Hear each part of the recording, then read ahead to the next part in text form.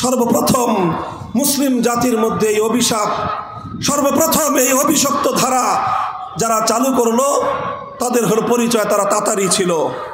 এই মঙ্গোলিয়ান তাতারিরা যখন মুসলমানদের খেলাফতের মার্কাজ বাগদাদকে ধ্বংস করলো, গোটা বাগদাদ এবং ইরাককে ধ্বংসস্তূপে, লাশের স্তূপে পরিণত করে তার উপর তাতারি সাম্রাজ্য কায়েম করলো এবং গোটা মুসলিম বিশ্বের বিশাল অঞ্চল তাদের সাম্রাজ্যের অন্তর্ভুক্ত করলো, এই সর্বপ্রথম তাতারিরা তাদের প্রধান নেতা চেঙ্গিস খানের প্রবর্তিত একটা আইন গ্রন্থ ছিল, যেটার নাম ইতিহাসের মধ্যে তফসিরের কিতাবগুলির মধ্যে লেখা হয় ইয়াসেক।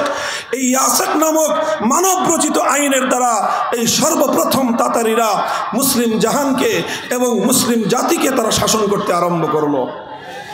এই অভিশাপ যখন তারা শুরু করলো, মুসলমানদের উলামায়ে কেরাম, মুসলমানদের একত্ববাদে বিশ্বাসী ইমানদাররা এক মুহূর্তের জন্য এই অভিশপ্ত ধারাকে তারা মেনে নেয়নি, বরং এই ধারা পরিবর্তন করার জন্য লড়াই করেছে, সংগ্রাম করেছে। যুগের শ্রেষ্ঠ উলামায়ে কেরাম অন্য সকল কাজকে পিছনে ফেলে এই তাগুতি শাসন ব্যবস্থাকে উৎখাত করে আবার আল্লাহর আইনের দ্বারা আল্লাহর জমিনকে শাসিত করার সেই পবিত্র ধারায় ফিরিয়ে আনবার জন্য অনেক ত্যাগ স্বীকার করেছে, রক্ত দিয়েছে, জীবন দিয়েছে, শাহাদাতের রক্ত প্রবাহিত করেছে। বছরের পর বছর বারবার তারা কারারুদ্ধ হয়েছেন।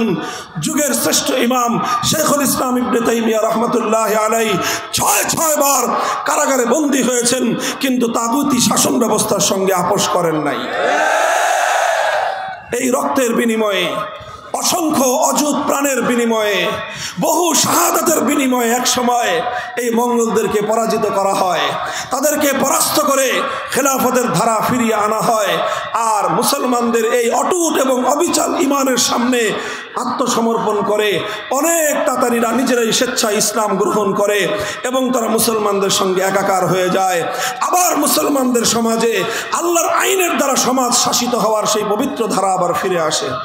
এভাবেই চলেছে শত শত বছর, হাজার হাজার বছর, একেবারে খেলাফতে ওসমানিয়ার শেষ মুহূর্ত পর্যন্ত মুসলিম জাহানে আইনের উৎস ছিল কোরআন সুন্নাহ। আইন ছিল, আইনের সার্বভৌম ক্ষমতা ছিল একমাত্র কার হাতে?